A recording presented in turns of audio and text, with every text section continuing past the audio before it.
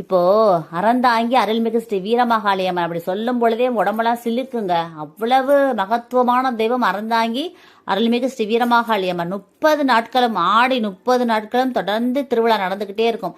தமிழகத்துல வேற எங்கேயுமே எந்த கோவில்களிலுமே தொடர்ந்து 30 நாள் திருவிழா நடக்காது. அறந்தாங்கி அருள்மிகு ஸ்ரீ வீரமகாளி அம்மனுக்கு மட்டும்தான் வெகு விமர்சையா கோலாகலமா நடக்குங்க.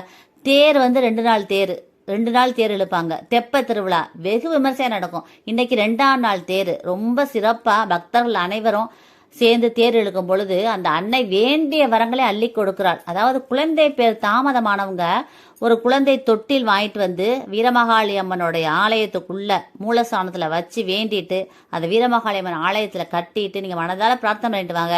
அடுத்த வருஷம் ஆடி பெருந்திருவிழா பொழுது குழந்தையோட நீங்க கோயிலுக்கு வருவீங்க. அந்த அளவு மகத்துவமான தெய்வம் அறந்தாங்கி அருள்மிகு ஸ்ரீ வீரமகாளி அம்மன். கண்டிப்பா வேண்டிக்கோங்க. நீங்க எந்த ஊர்ல இருந்தாலும் பரவாயில்ல, நீங்க வேண்டிக்கோங்க. கண்டிப்பா குழந்தை பேர் உண்டாகும். குழந்தை பேர் உண்டான பிறகு, குழந்தை பிறந்த பிறகு உங்கள் நேர்த்தி கடனை திருவிழா டயத்துல நிறைவேற்றிட்டு போங்க. ரொம்ப விசேஷமா இருக்கும். குடும்பத்தையே காக்குற தெய்வம் அறந்தாங்கி அருள்மிகு ஸ்ரீ வீரமகாளி அம்மன். இந்த பதிவை எல்லாருக்கும் ஷேர் பண்ணுங்க, கமெண்ட் பண்ணுங்க.